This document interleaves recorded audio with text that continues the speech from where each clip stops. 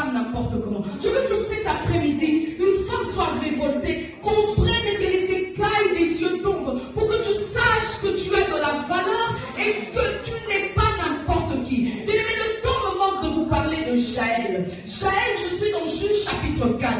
Jaël, bien aimé, cette femme-là, c'était une femme de la maison. Parce que la preuve, la Bible dit que son mari est parti en guerre lorsque Déborah, en ce temps-là, était juge et prophétesse en Israël. Alors, elles sont parties, son mari est parti en guerre. Cette femme, elle est restée à la maison. La guerre, bien aimé, sachez que tant que le roi, celui qui est chargé d'emmener l'armée à la guerre n'est pas mort, donc il n'y a pas encore de victoire. Alors, ces deux armées se rencontrent parce que le Seigneur avait promis à Déborah en ce temps-là que Dieu donnera la victoire au travers d'une femme. Femme ne sous-estime pas. Alors, ils arrivent là, le combat se passe. Je vais aller très rapidement parce que ce n'est pas le centre de mon message. Le combat se passe, bien aimé. Et puis celui qui est le chef de l'armée du camp adverse réussit à s'enfuir. Alors que Dieu a promis que la victoire viendrait par une femme.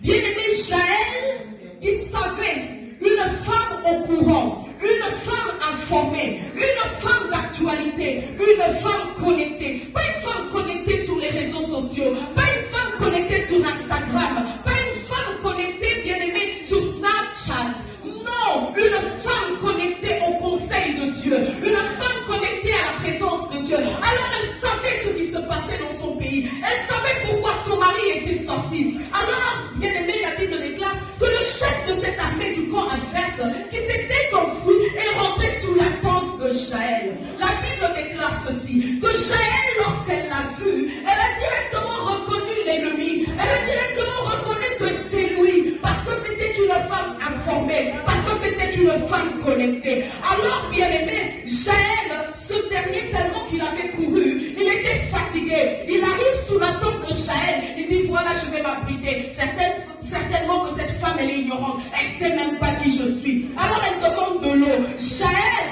dans son zèle de savoir, de connaître l'information, la Bible déclare qu'elle emmène du lait. Le monsieur demande de l'eau, Jaël lui donne du lait. Elle voulait le mettre à l'aise, elle voulait le mettre bien.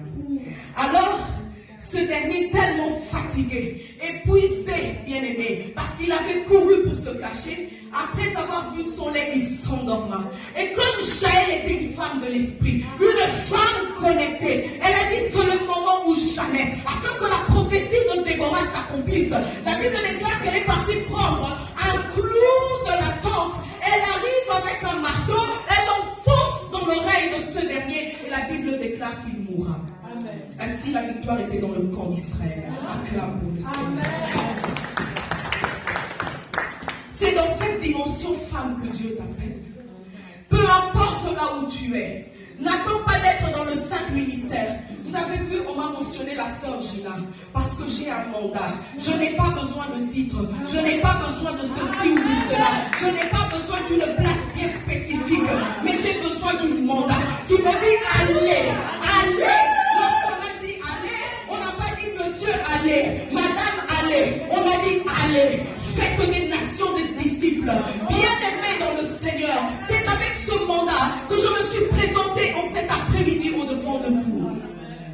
Le Seigneur appelle des femmes qui puissent élever le standard de Dieu dans cette génération. Le Seigneur appelle des femmes qui comprennent la vision, bien-aimés, et qui entrent dans leur appel.